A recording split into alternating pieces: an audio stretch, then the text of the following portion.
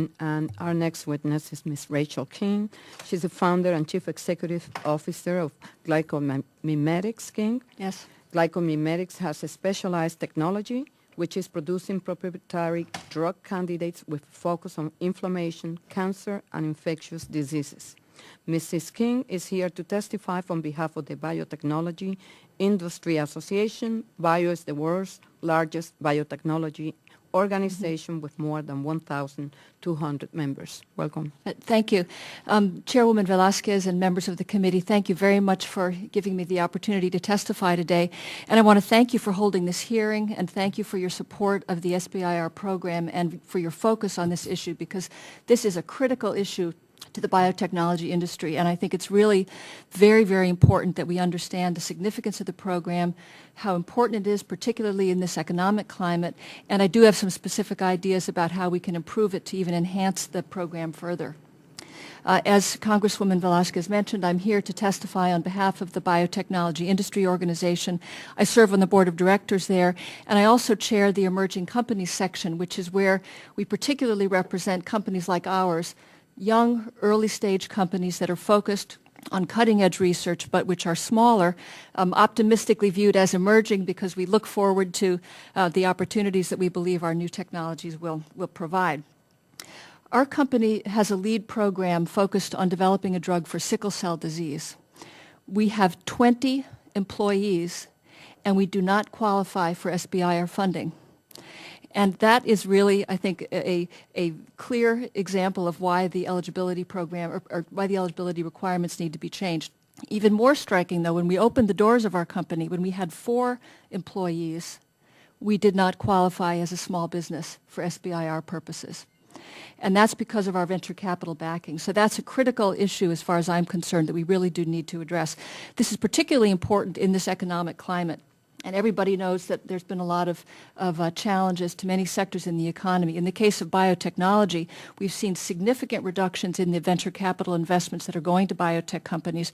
We see increasing numbers of public companies that are running out of cash. And we see a real push to focus our resources on our latest stage, most advanced programs, which really increases the importance of having SBIR funding for those earlier stage programs, which, as Dr. Goodnight mentioned, are the high-quality, high-risk, early-stage scientific areas where we really could productively focus on some additional resources. We have 3 specific recommendations that we'd like to make in terms of improving the SBIR program. The first is to really address the eligibility requirements with respect to venture capital ownership.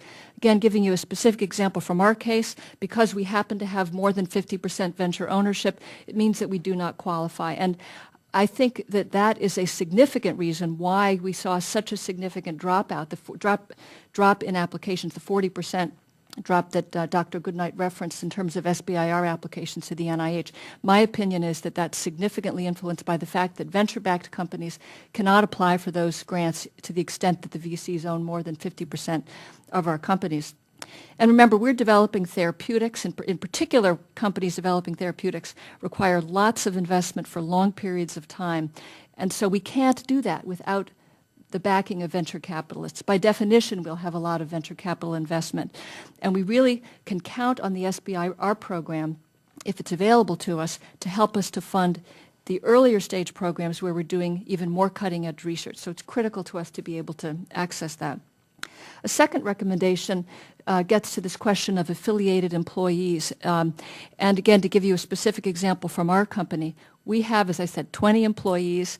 One of my large venture investors invests in all kinds of other types of businesses that have nothing to do with biotechnology. So if they invest in a software company, for example, that has 100 employees, those employees should not be counted in my eligibility for an SBIR grant.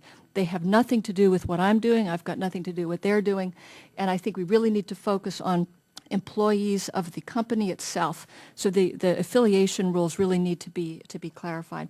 And the third recommendation, which again supports some of the comments from the earlier panel, is that we really do believe that agencies need to have flexibility in terms of how they implement their programs.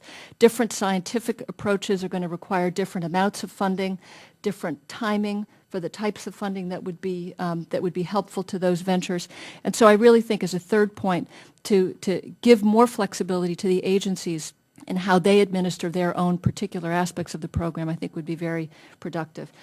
So as I said at the outset, I think this is a critical program. You're able to support early stage important innovations. You're able to do it in small businesses and significantly affect employment generation in this country. I think it's a win-win for all parties. And I really thank you for your interest and your support of this important program.